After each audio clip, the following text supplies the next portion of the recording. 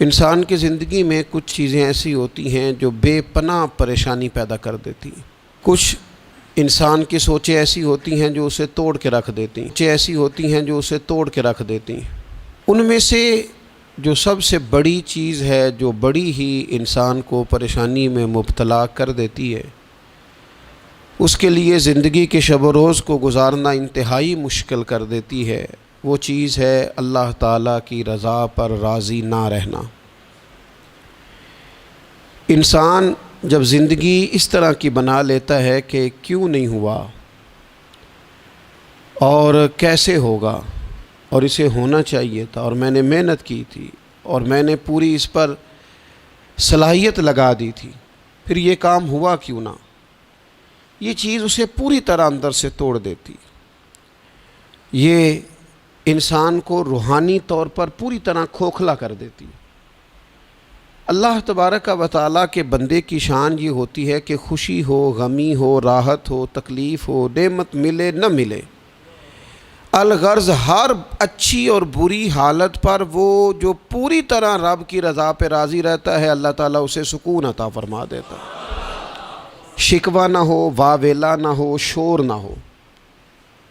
پورے طور پر جو بندہ رب کی رضا پہ راضی رہے، اس کے فیصلوں کو تسلیم کرے، ہر حال میں اللہ تبارک و تعالیٰ کی رضا پہ راضی رہے۔ ہاں ایک چیز ہے کہ وہ گناہوں والی زندگی پہ راضی نہ ہو، ظلم و ستم پر راضی نہ ہو، اس کو چھوڑنے کی، توڑنے کی کوشش کرے۔ یہ میں بات کر رہا ہوں دنیاوی معاملات کے اندر، رزق کے حصول کے معاملات، صحت اور بیماری کے معاملات، عروج اور زوال کے معاملات، ان معاملات میں پوری طور پر وہ اپنے رب کی رضا پہ راضی رہے۔ ایک ہے اللہ تعالیٰ کا بندے سے راضی ہونا، وہی بڑا ضروری ہے۔ رب جب تک راضی نہ ہو اتنی دیر تک زندگی میں قرار نہیں، مسلمان کی کامیابی نہیں۔ ایک ہے اللہ تعالیٰ کا راضی ہونا، وہ بھی بڑا ضروری ہے، اور ایک ہے بندے کا راضی ہونا، وہ بھی بڑا ہی ضروری ہے۔ ہماری زندگی کو کھا گئی یہ چیز کہ میں غریب ہوں تو امیر کیوں نہیں ہوں، میں بیمار ہوں تو تندرست کیوں نہیں ہوں، میری شہرت کم ہے تو زیادہ کیوں نہیں ہے، اس کاش کو، کیوں کو۔ حضرت عبداللہ ابن مسعود رضی اللہ تعالیٰ عنہ فرمایا کرتے تھے، میری زبان پہ انگارہ آ جائے اور جل جائے، وہ اس سے بہتر ہے کہ میں یہ کہوں کہ یہ کام ایسے کیوں ہوا ہے یا ایسے کیوں نہیں ہوا۔ میرے رب نے جو کیا ہے، جس وقت کیا ہے، جس کرم سے کیا ہے، اس نے بہتر ہی کیا ہے۔ اللہ تعالیٰ کی رضا پہ راضی رہنا، اس کے فیصلوں کو تسلیم کرنا، مقام تسلیم و رضا پہ رہنا۔ قرآن مجید میں نا اہل ایمان کی جو علامت بیان کی ہے، اور جگہ جگہ صحابہ کرام علیہم رضوان کے لیے جو لفظ آیا ہے وہ بڑا قابل غور ہے۔ وہ لفظ یہ ہے کہ رضی اللہ عنہم ورضوا عنہ، فرمایا وہ لوگ ہیں کہ اللہ ان سے راضی ہے اور وہ اللہ سے راضی ہیں، وہ بھی اپنے رب سے بڑے راضی ہیں۔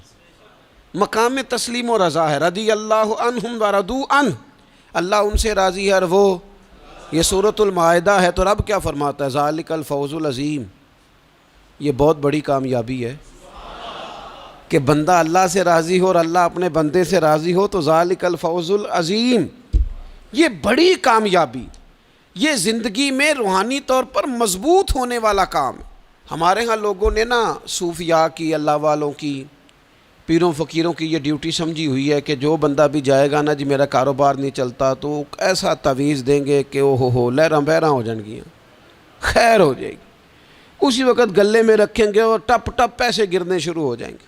لوگ سمجھتے ہیں یہ ڈیوٹی ہے اللہ والوں کی، حالانکہ یہ کام بھی اللہ والے کریں گے، دعا کریں گے، لیکن رب کے بندے کی اصل ڈیوٹی تو یہ ہے کہ وہ بندے کو رب کی رضا پر جینے کا طریقہ بتائے، وہ اسے کہے کہ وصل اچھا ہے نہ فراق اچھا ہے، یار جس حال میں رکھے وہی حال اچھا ہے، یار جس حال میں رکھے وہی حال اچھا ہے، مارو مارو مینو مار مکاؤ، میں کوئی عذر نہ پیش لے آواں، تو جے سونا ہی میرے دکھ وچ راضی،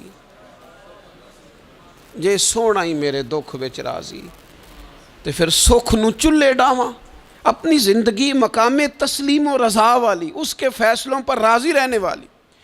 نبی اکرم صلی اللہ تعالیٰ علیہ وآلہ وسلم نے ایک جماعت سے پوچھا، فرمایا کون ہو بھائی تم لوگ؟ عرض کی یا رسول اللہ ہم مومن ہیں۔ حضور علیہ الصلوۃ والسلام نے فرمایا تمہارے ایمان کی علامت کیا ہے؟ پھر غور کریں، حضور علیہ الصلوۃ والسلام نے فرمایا تم کون ہو، تم لوگ کیا ہو، اپنا عقیدہ واضح کرو۔ عرض کی یا رسول اللہ صلی اللہ تعالی علیہ وسلم ہم مومن ہیں۔ فرمایا تمہارے ایمان کی علامت کیا ہے؟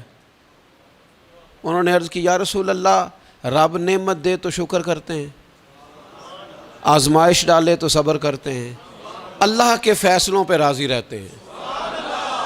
اب رسول پاک صلی اللہ تعالی علیہ وسلم نے جو بات کی، ہو قلم ٹوٹ گئے، قربان ہونے کو جی چاہا۔ محبوب فرمانے لگے تم لوگ کیا ہو؟ یا رسول اللہ مومن ہیں۔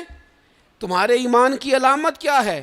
حضور علامت یہ ہے کہ رب کی رضا پر راضی رہتے ہیں، مصیبت ڈالے تو صبر کرتے ہیں، اگر کبھی مشقت آ جائے تو صبر کرتے ہیں، اگر وہ نعمت دے تو شکر کرتے ہیں، گویا ہر حال میں رب کی رضا پہ راضی ہیں۔ اب محبوب کریم نے کیا فرمایا؟ حضور فرمانے لگے اللہ کی قسم تم مومن ہو۔ یہی تو علامت ہے مومن کی، اللہ کی قسم تم مومن ہو، تم صحیح معنوں میں مومن ہو۔ اللہ کی رضا پر راضی نہ رہنا اور ساری زندگی واویلا کرنا، فلاں چیز کیوں نہیں ملی، فلاں چیز کیوں نہیں ملی، یہ کیوں نہیں ہوا، وہ کیسے نہیں ہوا، یہ ایسے کیوں نہیں ہوا۔ وصل اچھا ہے نہ فراق اچھا ہے، محبوب جس حال میں رکھے وہی حال اچھا ہے۔ اپنے آپ کو اللہ تبارک و تعالیٰ کی رضا میں ڈھالنے کی کوشش کریں، اپنی طبیعت کو مائل کریں، اور اگر یہ نصیب ہو جائے اللہ کی رضا پہ راضی رہنا، تو یہ صرف اللہ کی رضا پہ راضی رہنا نصیب نہیں ہوگا، سکون بھی نصیب ہوگا، سجدوں کی لذت بھی نصیب ہوگی، قرآن پاک کی محبت بھی نصیب ہوگی، محبوب پاک سید عالم صلی اللہ تعالیٰ علیہ وآلہ وسلم کے دین پر عمل کرنے کا جذبہ بھی بیدار ہوگا۔ آپ یقین کریں زندگی خوشی خوشی گزر جائے گی، کوئی لمحہ تکلیف نہیں دے گا، کوئی بندہ تکلیف نہیں دے گا، کوئی آزمائش پریشان نہیں کرے گی، آنے والا کوئی دکھ بھی دکھ نہیں رہے گا۔ اگر رب کی حضرت عبداللہ ابن عباس رضی اللہ تعالیٰ عنہ ارشاد فرمایا کرتے تھے قیامت کے دن سب سے پہلے ان لوگوں کو جنت میں داخل کیا جائے گا جو ہر حال میں اللہ کی رضا پہ راضی رہتے تھے۔ سب سے پہلے ان لوگوں کو جنت میں بھیجا جائے گا، کیوں کہ راضی ہیں رب کی رضا پہ۔ اس نے جہاں رکھا ہے، جس حال میں رکھا ہے، اس نے کرم سے ہی رکھا ہے، اس نے فضل سے رکھا ہے، تو رب کی رضا پہ راضی رہیں، اس کے فیصلوں پہ راضی رہیں۔ وہ جس حال میں رکھے، جس مقام پہ رکھے اور جس معیار میں رکھے۔ یہ دیکھیے یہ آیہ کریمہ ہے قرآن مجید کی، سورہ بقرہ کی آیت نمبر 216 ہے۔ یہ نا بہت بڑا فلسفہ ہے رب کی رضا پہ راضی رہنے کا۔ یہ آیہ کریمہ میں سمجھتا ہوں اگر کسی بندے کو پوری طرح یہ سمجھ آ جائے نا، تو پھر عقیدہ توحید بھی پکا ہو جائے گا، اس کا نظریہ اپنے رب کی رضا پہ مستحکم ہو جائے گا۔ اللہ تعالیٰ نے کیا ارشاد فرمایا، ذرا انداز دیکھیے رب کریم کا اپنے بندوں پر کرم کرنے کا اور سمجھانے کا۔ فرمایا کتبہ علیکم القتال وہو کرہ لکم، تم پر نہ جہاد فرض کیا گیا اگرچہ وہ تمہیں ناگوار ہی ہو، چاہے تمہیں اچھا نہ لگے۔ کتبہ علیکم القتال وہو کرہ لکم، فرمایا تم پر جہاد ضروری قرار دیا گیا ہے، لڑنا اللہ کی راہ میں تم پر ضروری ہے، فرض ہے، اگرچہ وہ تمہیں ناگوار ہو۔ اور پھر آگے پتہ کیا فرمایا، حد کر دی۔ بڑی بڑی دنیا میں لوگ معرفت ڈھونڈ کے لائیں گے پر دم توڑ جائے گی۔ کیا سمجھایا ہے اور کیا معرفت دی ہے اپنے بندے کو۔ اللہ کریم نے ارشاد فرمایا وَعَسَىٰ أَن تَكْرَهُوا شَيْئًا، فرمایا قریب ہے کہ کوئی بات تمہیں بری لگے، وَهُوَ خَيْرٌ لَكُمْ، اور وہی تمہارے لیے بہتر ہو۔